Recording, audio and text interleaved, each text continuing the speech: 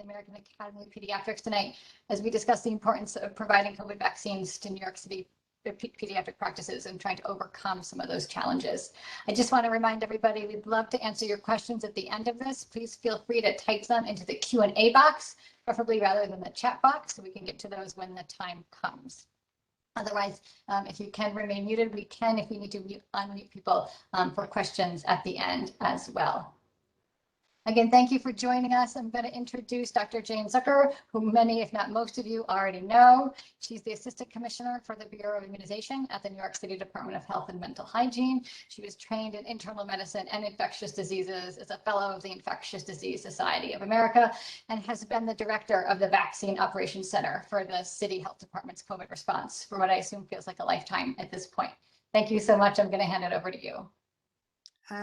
Thank you very much, Dr. Oliver. I will start off by saying this is week 53 of vaccine distribution, just for perspective on the vaccine program.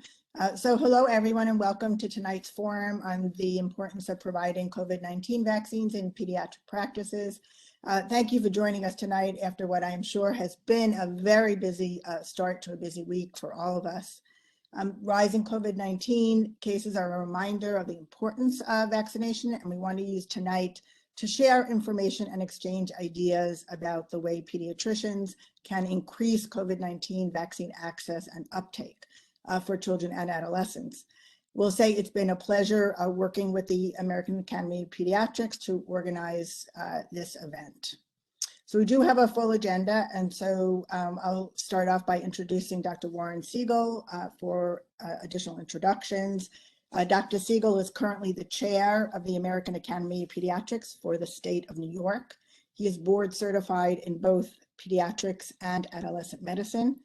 Dr. Siegel is the chairman of pediatrics and the director of adolescent medicine at Coney Island Hospital in Brooklyn, and is an associate professor of clinical pediatrics at SUNY Health Science Center at Brooklyn, New York College of Osteopathic Medicine, Touro College of Osteopathic Medicine, and a professor of clinical pediatrics at St. George's University of Medicine. Dr. Siegel has been a member of the Society of Adolescent Medicine since 1987 and was elected a fellow of the Society, and has been an active member of the New York State Society for Adolescent Medicine and has served as president from 1997 to 2000. In addition, Dr. Siegel is a past president of the Brooklyn Pediatric Society, a past president of New York State Chapter 2, District 2 of the American Academy of Pediatrics, and nationally he has served on AAP's executive committee for the section on adolescent health and the National Committee on Adolescence. He was recently awarded the Adele Denenbaugh Hoffman Award. This is the highest award given by the section on adolescent medicine of the American Academy of Pediatrics. So welcome, Dr. Siegel. Thank you so much, Dr. Zucker, for that very, very kind introduction. I'm actually the least important person tonight. I am so thrilled and indebted to New York City Department of Health and Mental Hygiene and Dr. Zucker and Dr. Oliver and Rubenstein for putting this all together. The New York State American Academy of Pediatrics has been a partner with the New York State Department of Health and the New York City Department of Health since the pandemic started. And we are delighted to host this with you, co-host this with New York City DOHMH, to bring home the importance of providing COVID vaccines to all New Yorkers. Specifically tonight, we're going to be talking about the youngest of our population, that is the children 5 and up. And I'm hoping by the end of this, if you are not a physician providing COVID vaccines in your office, you will be tomorrow. If you're not somebody who believes that we can get ahead of this pandemic, I hope by tomorrow, well, within the next 2 hours, you will feel empowered to really do something about what we're living through.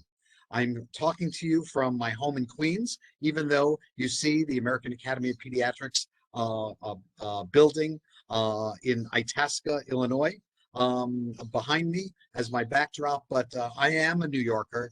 I live and work here, and very committed, as all of you are, to ending the pandemic and certainly improving the health and welfare of infants, children, adolescents, and young adults. So it is my pleasure to introduce our first speaker. I believe is Dr. Choksi on? I don't see him. Yes, I'm here, Dr. Siegel. Oh, good. Okay. All right. Well, I am so thrilled and really, there he is. I am honored to introduce somebody who really needs no introduction in my house. As soon as Dr. Choksi's commercial is on TV, one of my kids usually says, "Oh, your friend is on TV again." He's become a household name all over New York City. But Dr. Dave Choksi is the 43rd Commissioner of Health for the New York City Department of Health and Mental Hygiene, which obviously is one of the leading health agencies in the world. Dr. Choksi has led the city's public health response to the COVID-19 pandemic, including its historic vaccination campaign. Dr. Choksi has grown the health department's annual budget to its highest ever level, reflecting investment in signature initiatives such as the Public Health Corps and Pandemic Response Institute. He also chairs the New York City Board of Health, which has adopted a landmark resolution on racism as a public health crisis. His prior work experience spans the public, private, and nonprofit sector.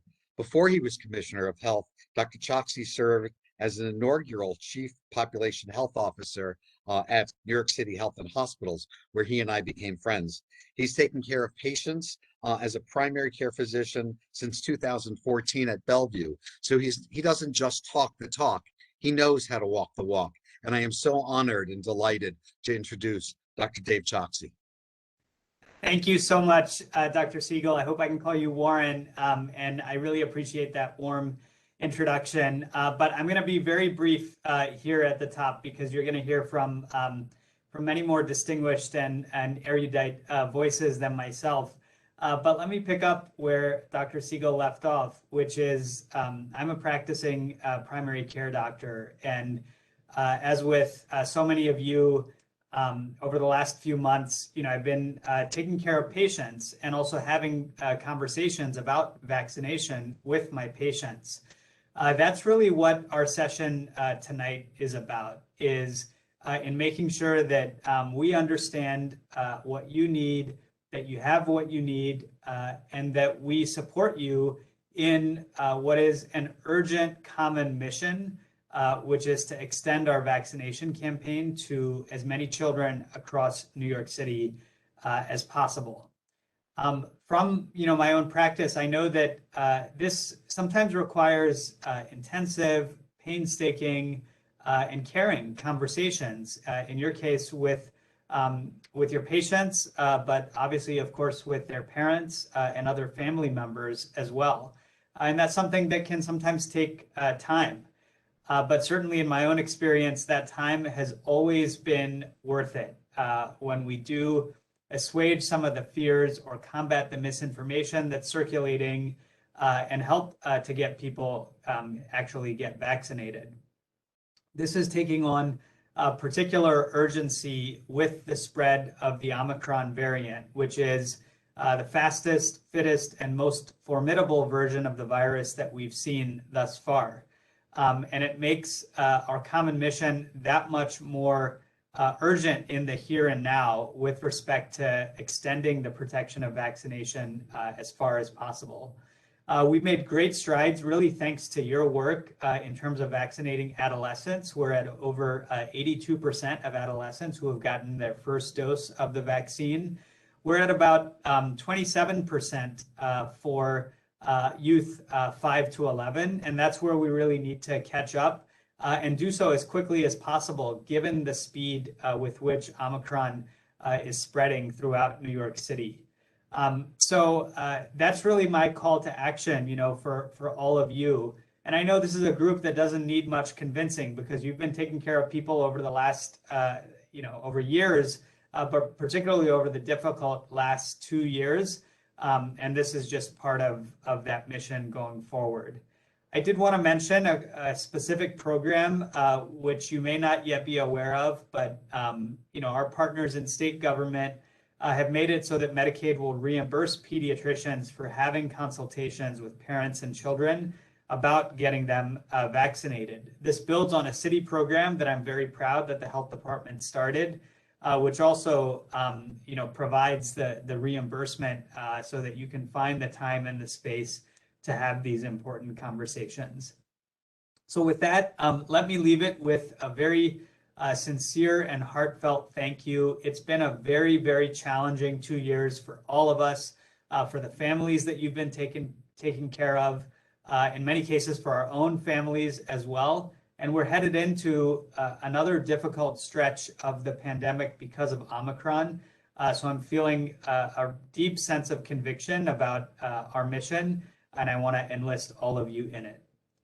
With that, I think I'm turning it back to you, Dr. Siegel, and thank you again for having me for a few minutes here at the top.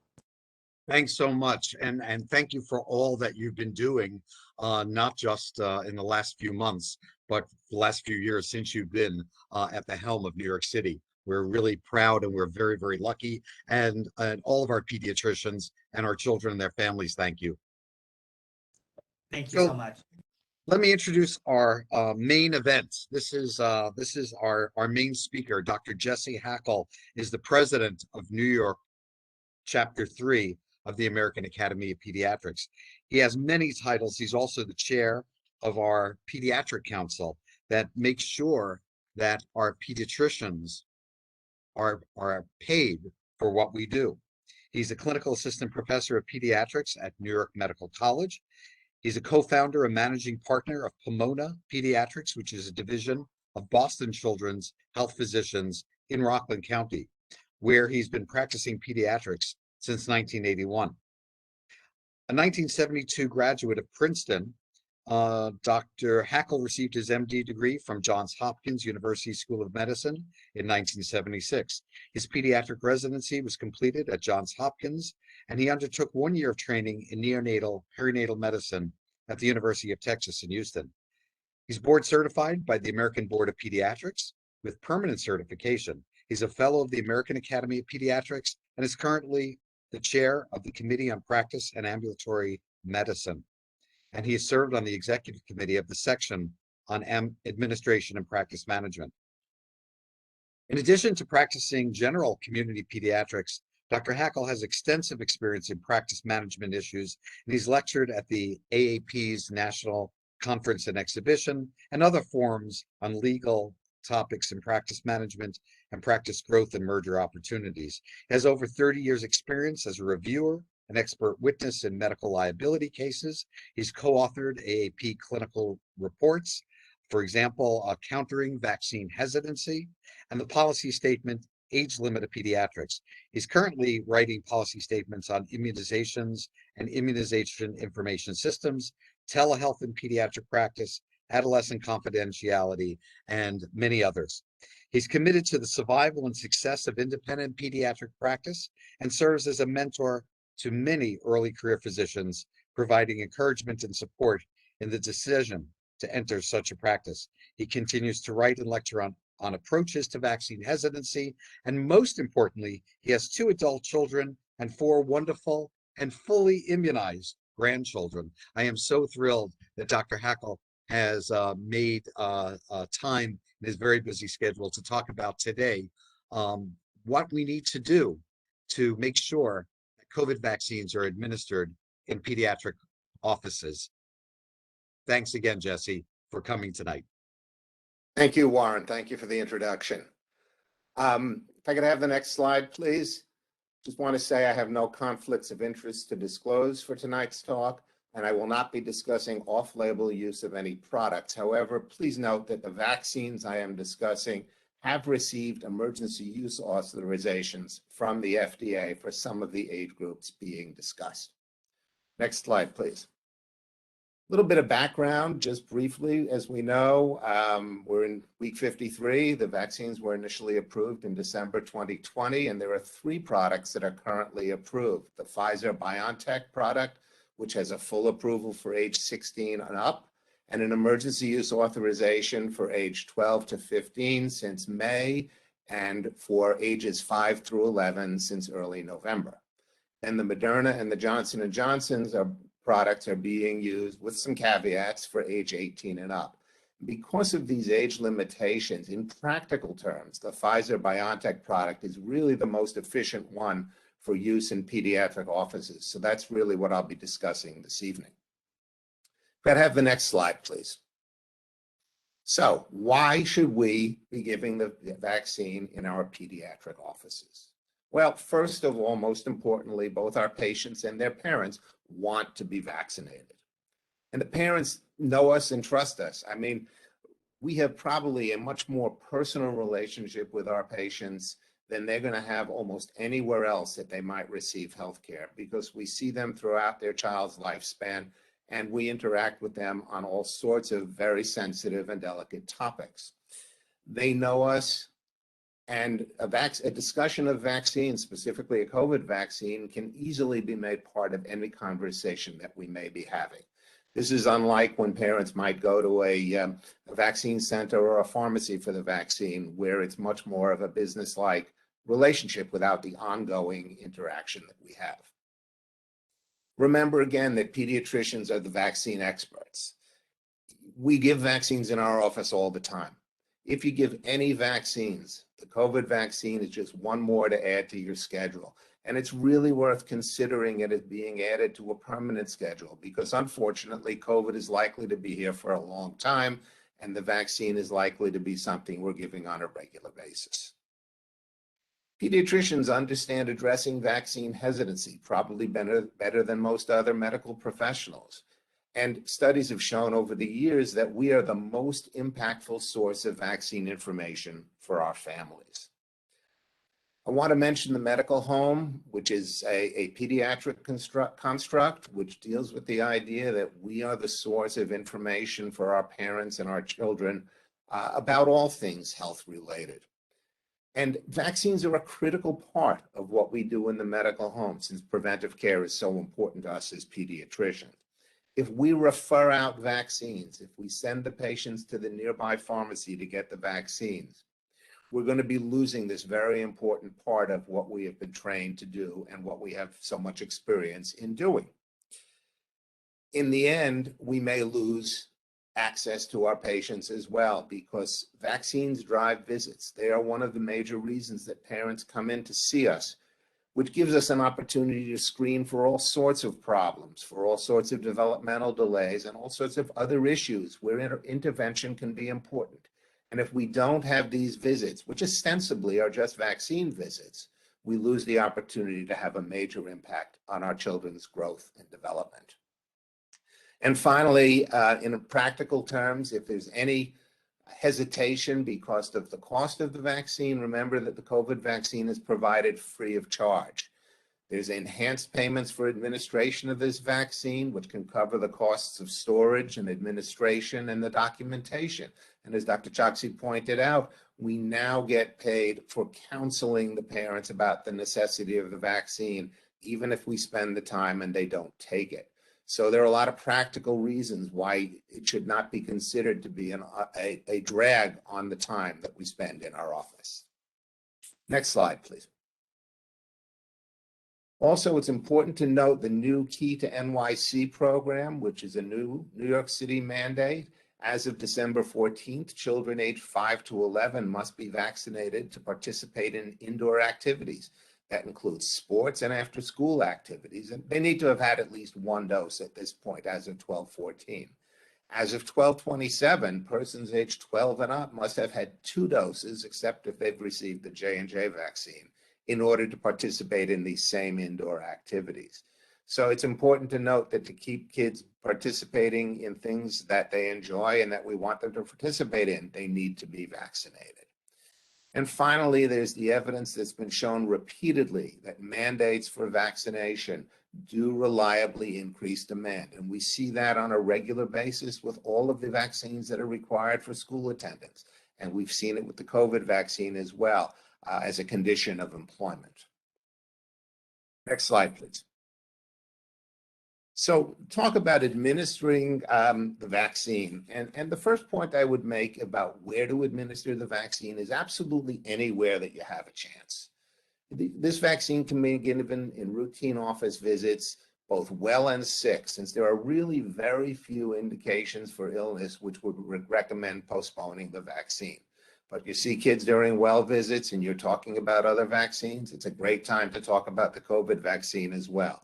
Kids who are in for minor illnesses can also be vaccinated. And again, it goes back to the fact that we have this relationship with our patients and our parents, and we're the ones they trust to receive full and honest information. Some offices are doing special vaccine clinics during the office hours, and some are doing after hours office clinics, but not everybody's set up to do these. Remember, there are also other sites where you may see kids available to have the vaccine, sometimes in the schools through the school health clinics, and other sites of assembly as well. And finally, if you ever have an opportunity to visit a patient in their home, that's another opportunity to bring the vaccine with you. Bottom line, never waste an opportunity to provide any needed vaccine, including the COVID vaccine. Next slide, please. Some scheduling tips, okay? People have asked me a number of times about how to work this into their office schedule. We are busy. We're seeing a lot of our routine well visits. We're seeing a lot of illness. We're seeing some flu, and we're also seeing kids who come in with COVID-like symptoms to be diagnosed. We're busy. There's no question about it. Remember that when you open a vial of the vaccine, it can be kept in the refrigerator for 12 hours before it needs to be discarded. So since most of us don't run office hours for more than 12 hours, anytime you open a vaccine, you can use it throughout the day. People I've spoken to have reported getting anywhere from 9 to 11 doses per vial. The vaccine saver syringes that are provided with the vaccine often help to get an extra dose out of the vial. Ideally, we should, however, only be using 10 doses from any vial, at least according to the current guidelines. I recommend that you schedule visits for the vaccines in bunches. Try and do it early in the day, and try and do simply as many as you and your staff can handle comfortably. Use your staff wisely. Find one vaccine champion among your nursing staff who's willing to handle the process of opening the vial, administering it, documenting it, and observing the child for 15 minutes after the dose. If you have one person who's interested and dedicated in doing this, then the rest of your practice can continue to function around the vaccine, the COVID vaccine administration person. Offer the vaccine to any appropriate patient who you see in the office, and that includes family members. Anybody who's not vaccinated is a candidate to receive the vaccine. As Dr. Zucker said, it's even more important now that we're seeing an increase in our cases, that as many people as possible be vaccinated as quickly as possible. I had one former patient who's now in his mid-20s returned from school recently, called me up and said, "Can I come in and get my booster dose?" And I said, "Absolutely. What time would you like to be in the office?" It's important never to turn somebody away, because you don't want to miss a chance to provide any needed vaccines. And that finally brings up the question of wastage. If you recall, when the program first started, we were admonished not to waste a single dose of the vaccine and to have a waiting list who we could call in if we had extra doses. The process has changed somewhat, and now the guidelines are that you should not miss an opportunity to vaccinate somebody, even if it means wasting unused doses in a vaccine vial. Don't hesitate to open a vial just because you're afraid of wasting doses. Next slide, please. Briefly, I'm going to mention how to get started, and Dr. Zucker will follow up with more information on that a little bit later. Remember that all COVID-19 vaccines are provided free of charge, and they're distributed either through New York State or New York City. But you must be registered with the appropriate state or city entity in order to receive the vaccines. And the process, as Dr. Zucker will describe for New York City physicians, does vary between the state and the city. And we'll have more information available on that through questions later if people need. Next slide, please. When you receive the vaccine, you need to enter it in your city immunization registry inventory, just like you do with any other vaccines.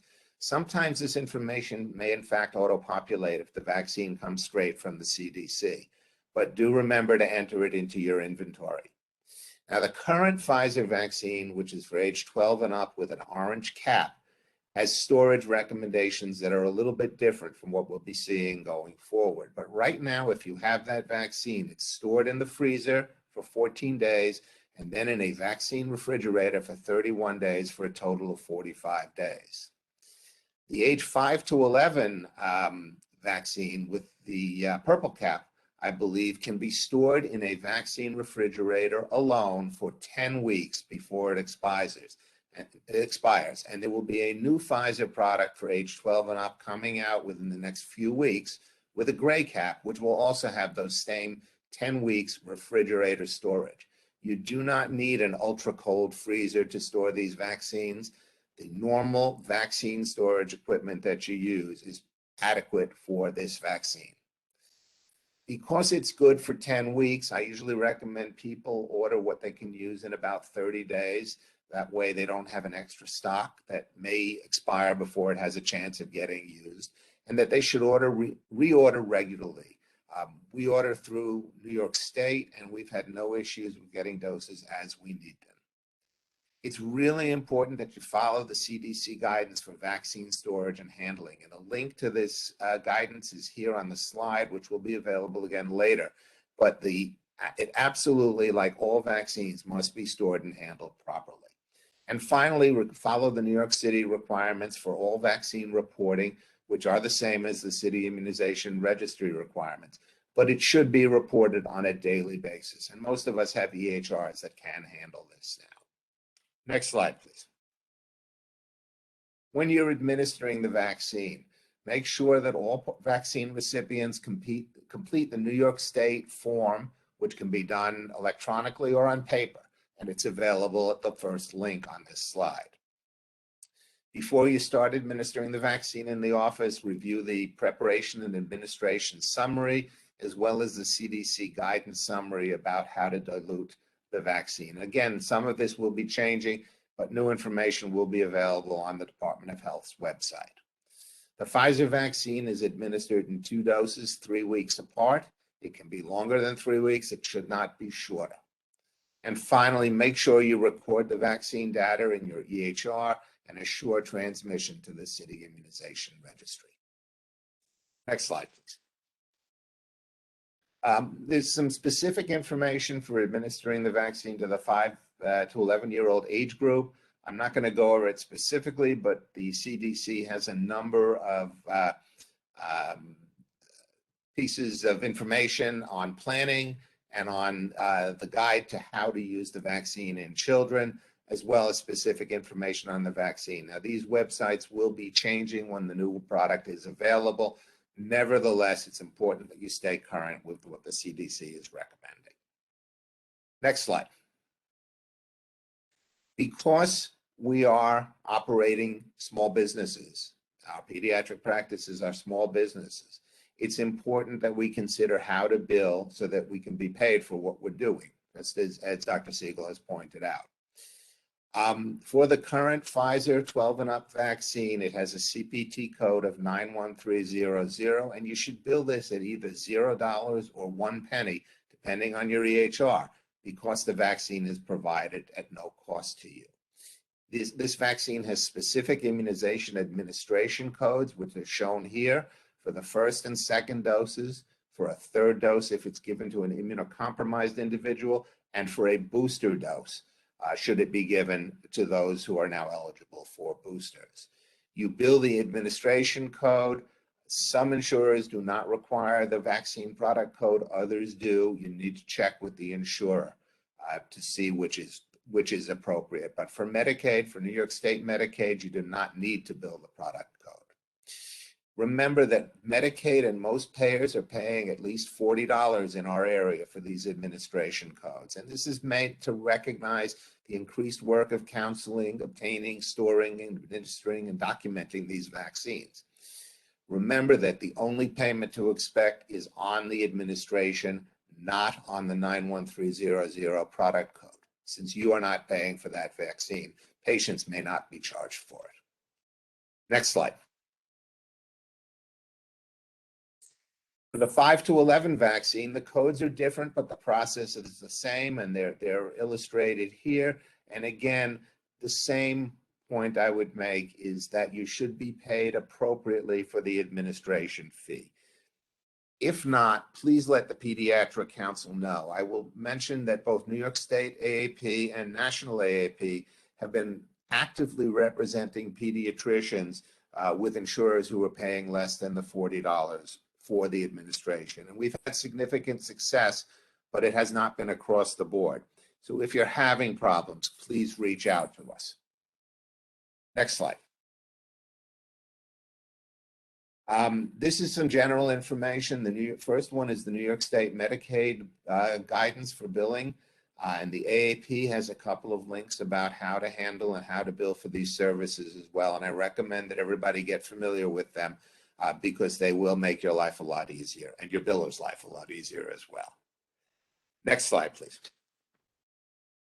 A couple of special situations to mention briefly. As I said before, you should vaccinate anybody who's eligible when they're in your office. If you want to immunize parents and other adults, you do it exactly the same way as you do it with children, of course, using the appropriate product. You can bill an adult's insurance using those same codes or Medicaid. If you're immunizing Medicare beneficiaries, and most of us don't do Medicare, but if a grandparent comes in and wants to be immunized, it is possible as long as you are enrolled with Medicare. If you have a routine Medicare enrollment, then it's simple, but Medicare has made it easy to encourage just administration of COVID vaccines. Through this link, it's a simple enrollment process to be a COVID-19 vaccine administrator under Medicare. And again, I wouldn't miss a chance if you have the opportunity. Finally, two other situations that you may worry about. As I've said before, you cannot bill the patient for anything related to the COVID vaccine. However, the federal government has a program for billing for uninsured patients to receive that vaccine. And by going to this first link, you can submit a payment and receive a payment from the federal government. And it's simple, straightforward, fast, and easy. And for underinsured patients, which are those who have insurance but may not fully cover vaccines, there is a separate link. But again, the government has taken it upon itself to pay us to administer this vaccine to anybody possible. At this point, I'm going to ask for people to hold off on questions. We'll get to questions a little bit later. I'm going to turn it back over to Dr. Zucker. But again, my email address is there. And if you have questions, I'm happy to take questions by email at any point. Thank you very much.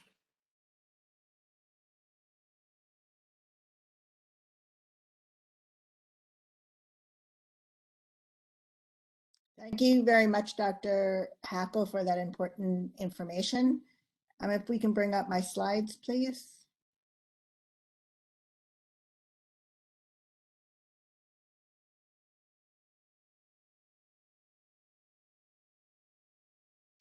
Good. So next slide. So what I wanted to focus on is just some updates on the epidemiology, as well as some of the administration and enrollment information and some product information on the Pfizer vaccine. First, this has been mentioned already during tonight's session, but certainly citywide, we are seeing an increase in COVID-19 cases in all age groups. But to point out that the largest increase in case rates are among children 5 to 12 years of age. Again, making it more imperative that we increase vaccination coverage for this age group. Next. And the case rates in the younger children are higher than in the 13 to 17-year-old group. As was mentioned by the commissioner, coverage is actually reasonably good for 13 to 17-year-olds, and so it's not surprising that the rates are lower than for the 5 to 12, where we know we have a lot of work to do to increase coverage. But their infection rate is still higher than all ages combined. Next. Just to reiterate where we are, this is coverage rates for children ages 5 to 17 years of age. 52% have gotten at least one dose. So that means nearly half of these children are not protected, and 40% of these children in this age group are fully vaccinated. Next. So just to turn to provider enrollment. So part of the reason why we wanted to have tonight's forum was just to talk about where we are with pediatric care provider enrollment. And these are numbers as of last week. We have nearly 3,000 providers who are in our immunization registry in the CIR as having administered at least one vaccine dose to a pediatric patient. So that's a good number, and 83% are enrolled in our VPAS, is the New York City COVID-19 vaccination program. So they're either enrolled with us or they're enrolled in the federal program. Those may be federally qualified health centers or independent or chain pharmacies. But even though a large proportion are enrolled, only 60% of these providers have actually reported administering a COVID-19 vaccine to pediatric patients. And for the 5 to 11-year-olds, it's even lower. It's only a quarter of them. So we have a long way to go to really recruit more providers to be able to vaccinate these younger children. Among our vaccine for children providers, so we know these are critical providers. They are serving children, often children of color, children of lower income, children who are in Medicaid, children who may not have insurance. And again, enrollment is okay. Almost 3/4 of them are enrolled in the vaccination program. But again, only 57% have actually ordered and administered COVID-19 vaccine doses. And it's only 1/3, again, for children who are 5 to 11 years of age. And half of them have administered vaccine doses to children 12 plus. Next. So how to enroll? You go to the Citywide Immunization Registry CIR landing page, and all of the enrollment is done online. You do need a CIR account, and as all pediatricians are vaccinating and are required to report to the CIR, we expect that everyone would have their CIR registration. If not, we would be able to enroll a provider office into CIR, and you need that to then start the provider agreement process. And there you would electronically sign a provider agreement, and it's also in CIR in the online registry where you place your order and where you would be able to report all immunizations to children 0 to 18 years of age. For any questions, we have a special email box, the covidvax@health.nyc.gov. On our website, we do have more detailed information to walk people through the enrollment steps. And again, we do provide technical assistance to practices to help them enroll if they're running into any problems. Next slide. So vaccine administration. So this is just a summary table of the available Pfizer vaccines. And I just will run through a few things. One, I think this chart is incredibly helpful. We have distributed it to providers in New York City, and we can make this readily available. So just the first product, the current formulation is the purple top. We can go to the next slide. So right, this is the purple top. This is what we're currently using for everyone 12 years of age and older. The product that this will be replacing, this purple top, next slide, is the gray top tube, the gray top vials. And this is actually really important because you do not have to dilute this product, which will really make it much easier at the point of care where you're actually administering the vaccine. And then the vaccine for the pediatric, the 5 to 11-year-olds, is the orange cap. And if we go, so just actually just want to stress that vaccine product for children ages 12 and older cannot be used for children 5 to 11. You cannot safely draw up the right amount of vaccine dose from the dilution that's used for either the purple or gray top. And we also want to make sure that there are no vaccine administration errors. So for practices that are offering both vaccine for 12 plus and for 5 to 11, we just ask that practices make sure that they have sufficient workflows to separate those two vaccines and not, for example, administer the higher dose to children who are 5 to 11. Next. So what I want to point out that the 12 plus products, the purple and gray tops, the injection volume is 0.3 mLs, while the injection volume for the orange cap for 5 to 11 is 0.2 mLs. Next slide. Again, the current purple top does require dilution. It's 1.8 mLs, whereas that gray top will not require dilution. And the dilution is different for the orange caps. It's 1.3 mLs. So this is all important in terms of staff training and making sure that they know the right, in terms of vaccine preparation and administration. Next. So this is for storage. Again, the purple cap can be stored in ultra cold freezer for up to 9 months. But as Dr. Hackl mentioned, it can be stored in the freezer for up to 2 weeks and then up to 31 days in the refrigerator. The gray top that's coming out can only be stored in the ultra cold freezer or in the refrigerator. What is important is that we will have 10 weeks in the refrigerator, so that will give you more time. This vaccine product cannot be stored in the freezer. And then for the orange cap, the 5 to 11 product, it's the same storage as a gray cap. But I will say this will be updated because where it says 6 months for storage in the ultra cold, actually this morning FDA updated this information, and for all of these products, it can be stored in the ultra cold freezer for up to 9 months. Next slide.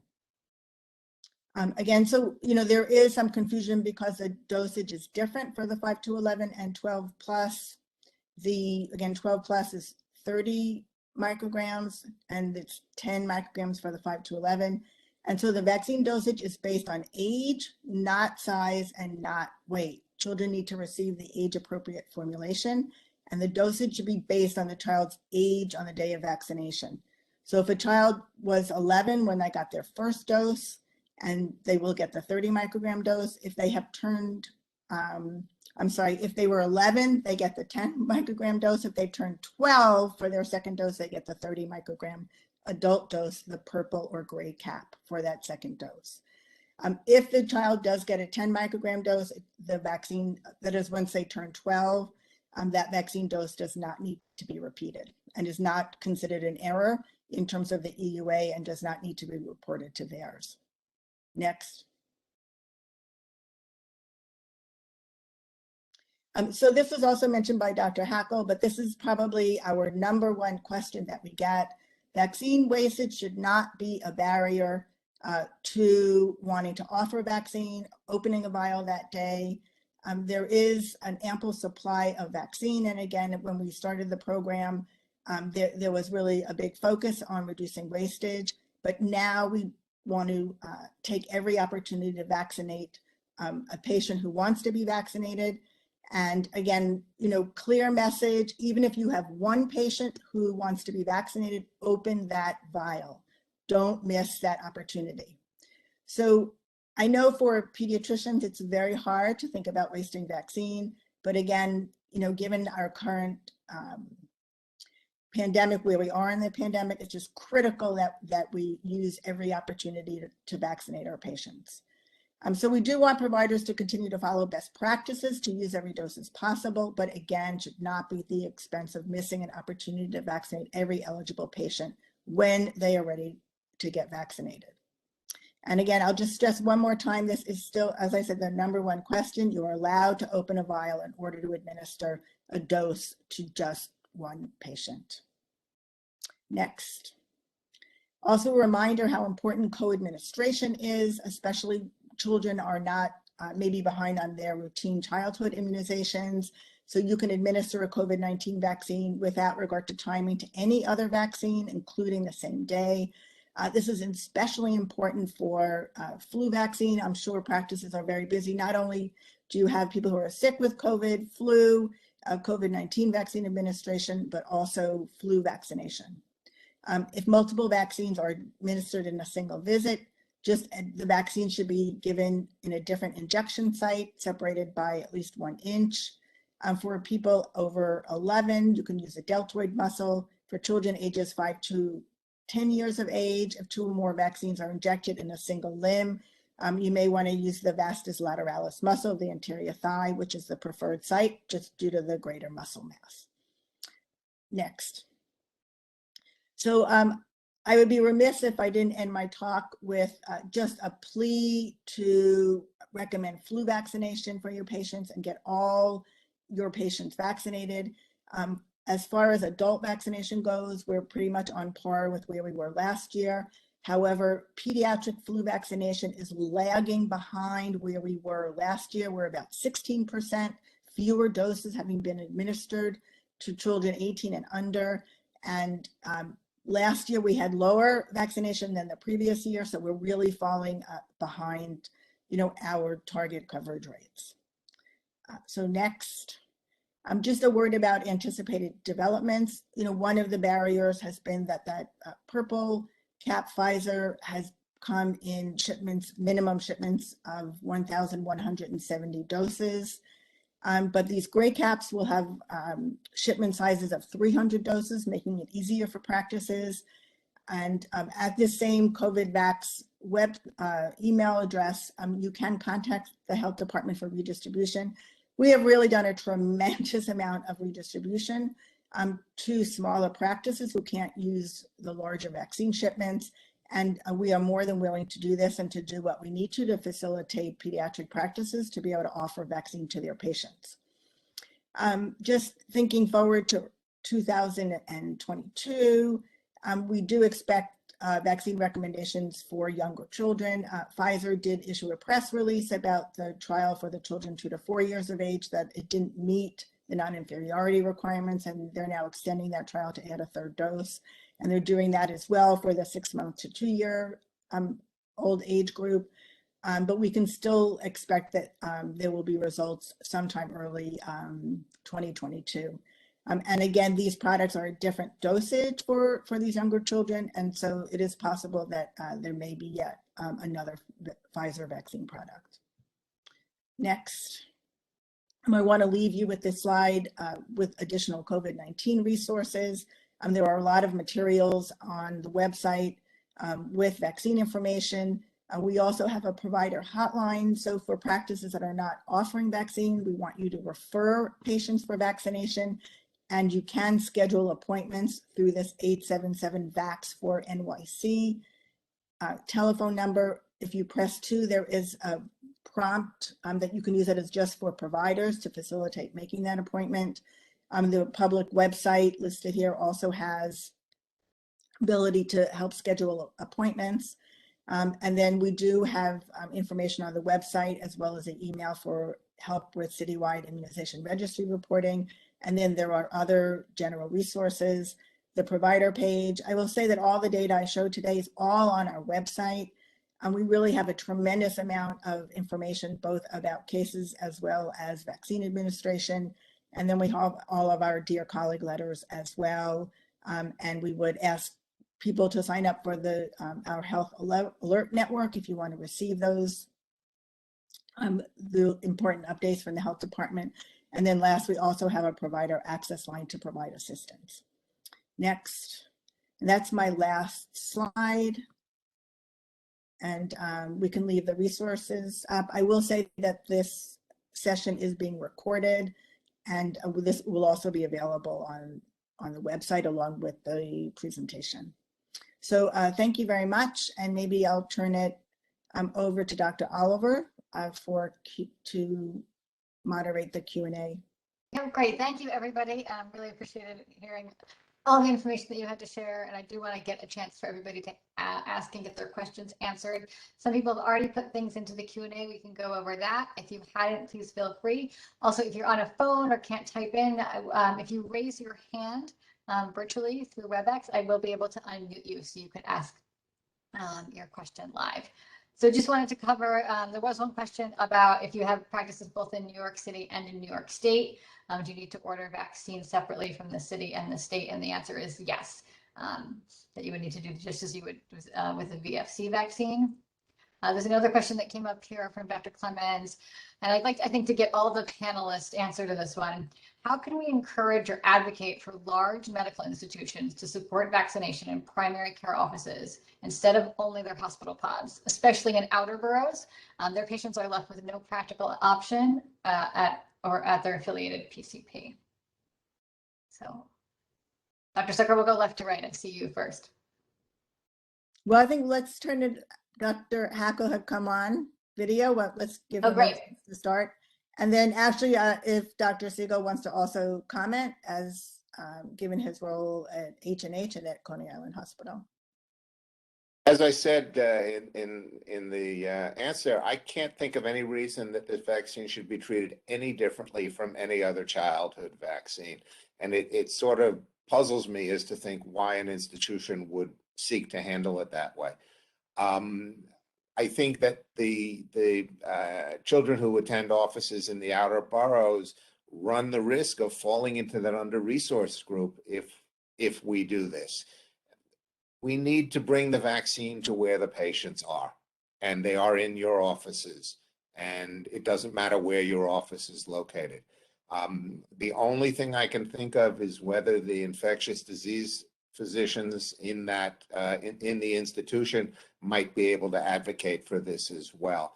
But trying to make parents bring their kids to a hospital pod that they're not familiar with when they're used to coming to your office seems to me to be just another roadblock, and we need to remove as many roadblocks as we can. I would agree with that completely. I've had a conversation with an unnamed group who said, well, we don't have enough kids who are going to be interested in COVID vaccines. So we're giving everything else. We're VFC immunizers.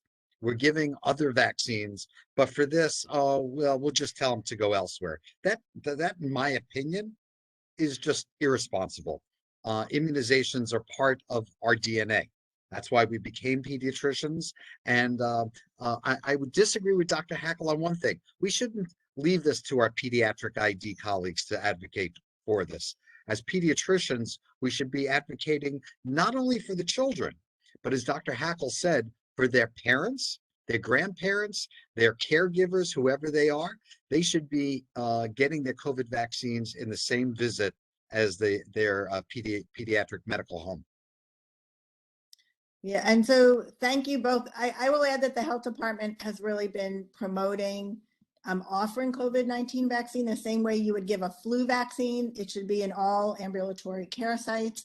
When people come in, when they're registered, the answer, the question should be the same thing. You're looking to see whether people are up to date, whether children are up to date, and the answer should be, oh, you need a COVID-19 vaccine today, or I see your child hasn't been vaccinated.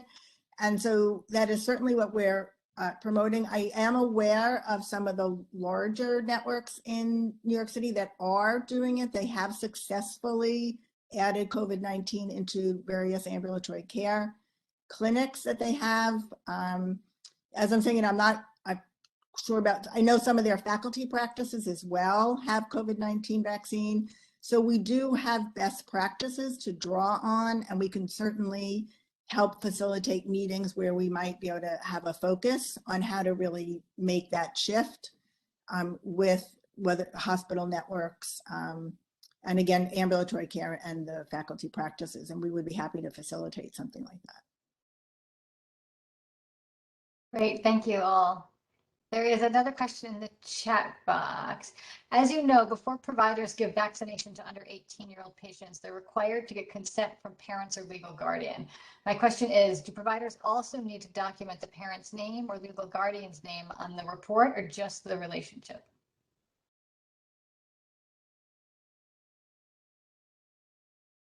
So when they're documenting the consent from the guardian, do they need to write that person's name or just the relationship? I'm not a lawyer, but I would say that this is one of the reasons for doing these vaccines in the office, because you have an ongoing relationship with your families. They come to you and they give you consent for the care of their children, including the measles vaccine and whatever else you'd be doing. And for us, at least, we don't specifically get a consent for the COVID vaccine because we consider it a part of the routine medical care. If I were documenting a consent, I think I would, if I felt the need to do so, I would want the parent's name and relationship to the child. Again, that's not legal advice. That's just off the top of my head practical. Right. So if I may add that, you should follow your routine practices, for your facility and your practice. I think the question about consent, for example, in New York City, for some of the larger vaccination sites that we run, there are specific consent requirements.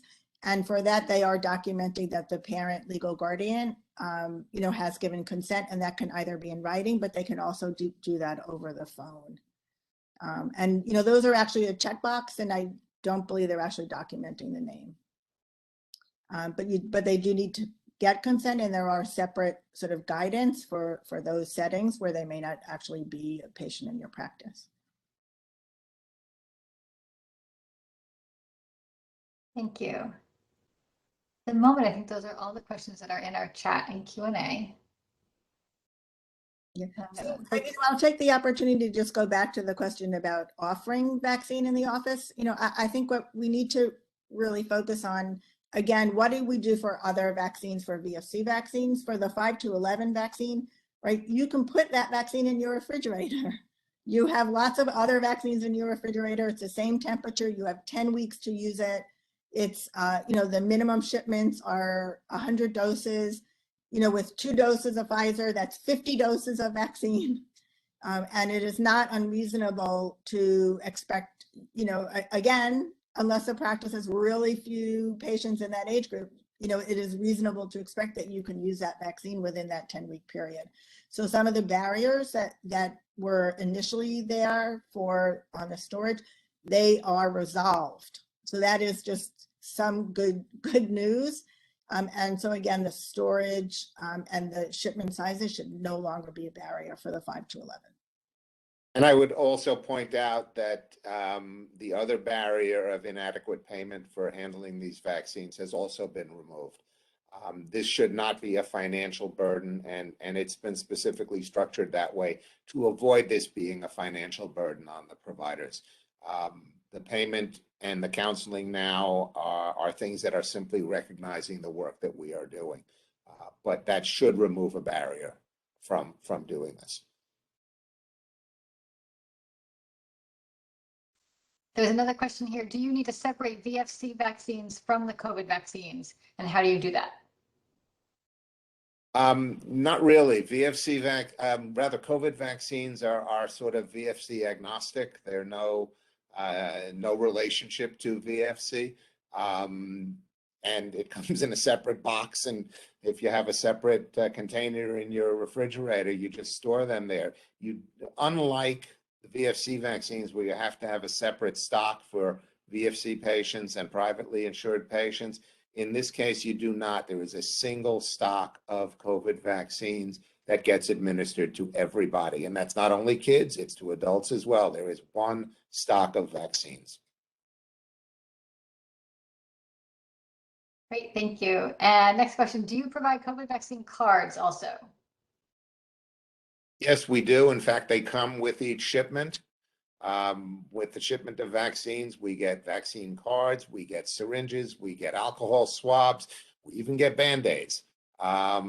So we're provided with everything that we need, and we make sure that we provide a vaccine card with each dose, and we ask them to bring it back for the second dose, and people have been really very compliant. Yeah, and I will just add that when you do order vaccine, you do get an ancillary kit with it, with the supplies that Dr. Hackl just mentioned. So that automatically comes, with your vaccine. So if you order 100 doses of your 5 to 11 Pfizer, you will get an ancillary, another box with all of the materials that you need, including the CDC vaccination cards. Here's a good question that I haven't gotten before. Can you speak to the issue of giving COVID vaccines to an adolescent female? Do you need a negative pregnancy test before giving it? No. Straight Nope. answer, no. Absolutely not. Excellent, thank you. And that's actually a reminder, at least for thinking of adolescent medicine. People who are pregnant should also receive the COVID-19 vaccine. Coverage is low among pregnant people, and we know that they are at higher risk for severe complications if they get infected. There's actually good safety data that's accumulated from just a large number of people who've been vaccinated who were pregnant. So in fact, if they're pregnant, you want them to be vaccinated. Absolutely. Dr. Siegel, are you talking to us? Because I think you're muted.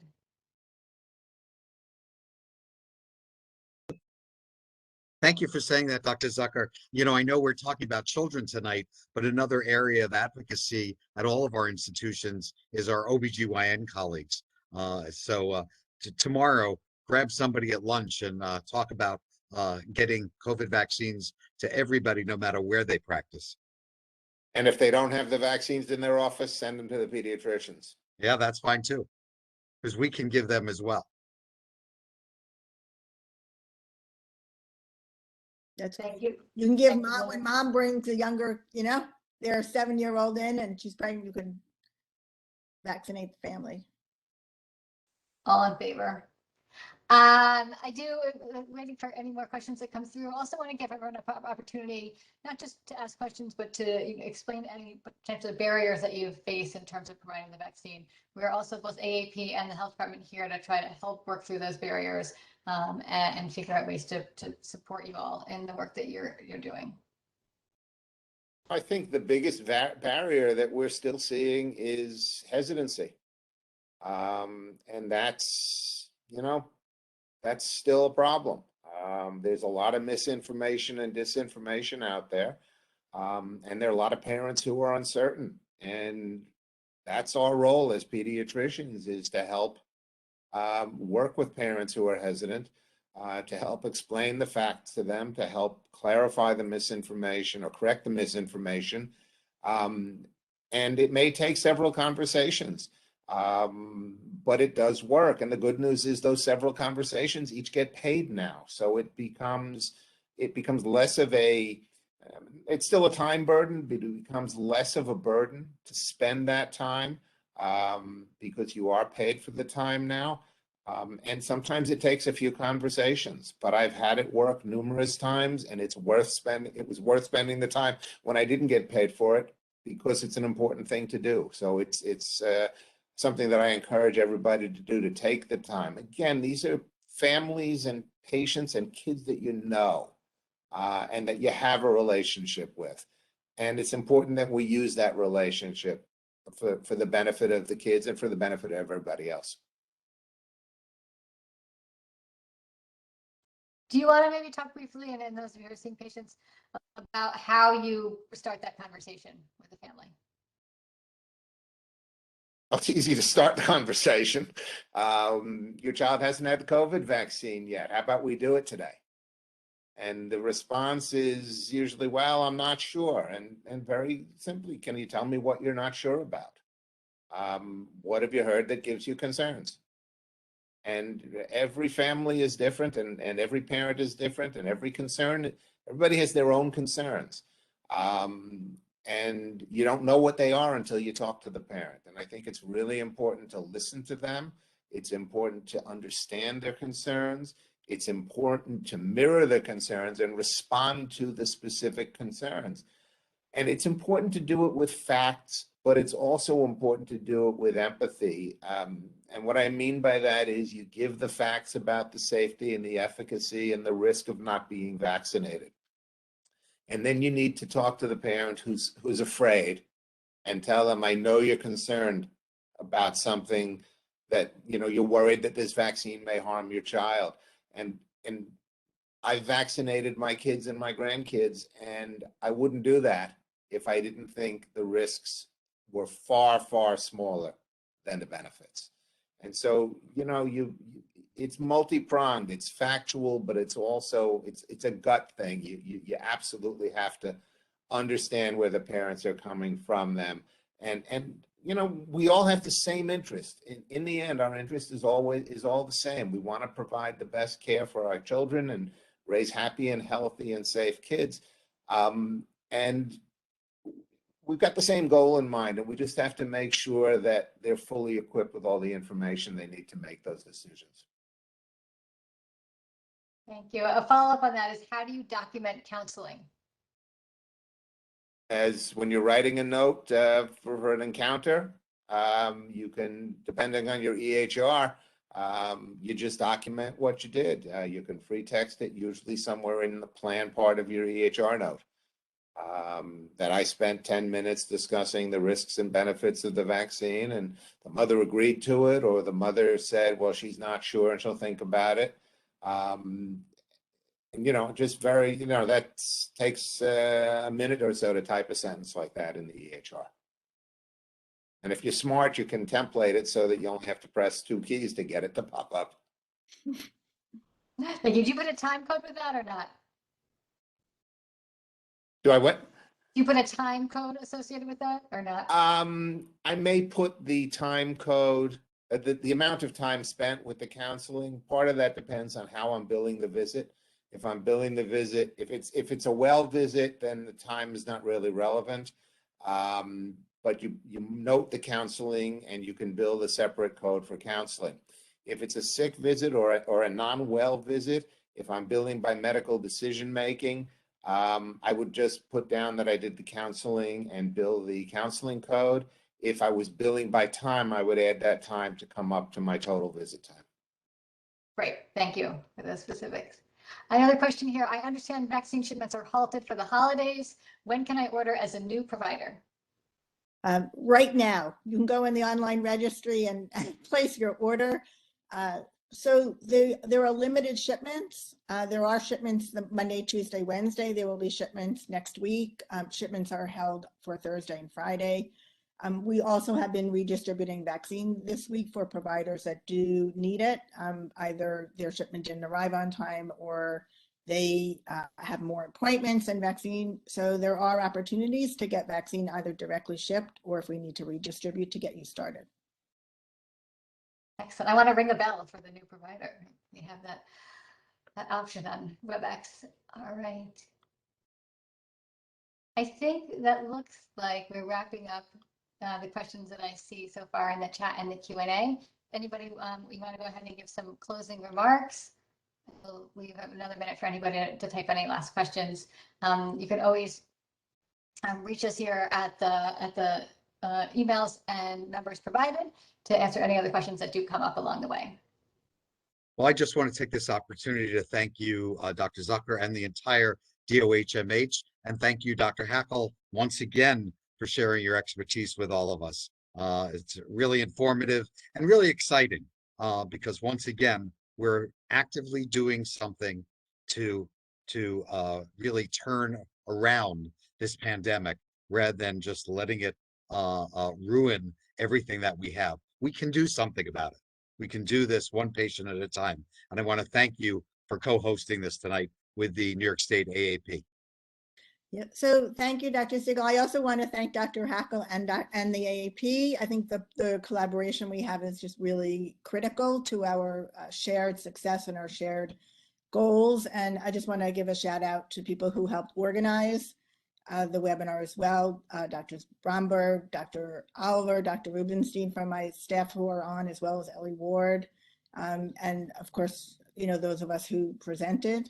And also I do not want to forget our IT staff who are actually hosting the webinar tonight and making sure it gets recorded. So a big shout out to you also. So thank you very much. Thank you for joining. I would just like to thank everybody for attending. And again, feel free to reach out to me directly by email if you have specific questions. I've answered them for a number of people before. We do it. We're giving it in the office and it works and it's our role. It's a service that we can provide for our patients better than anybody else. We don't want to give this away because it's the medical home and it's what we're all about. And for that reason, I encourage every pediatrician to dip your toe in it. You don't have to go crazy. Schedule 5 or 10 a day and see how it works out. It's doable.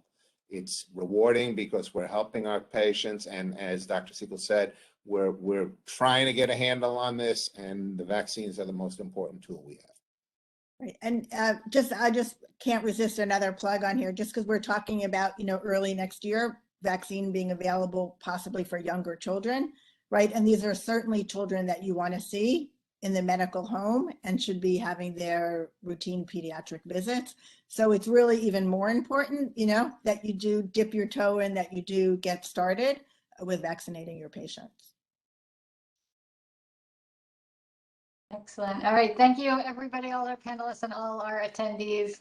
And I hope everyone has a safe and good night and holidays. Stay safe. Good night. Thank you. Right.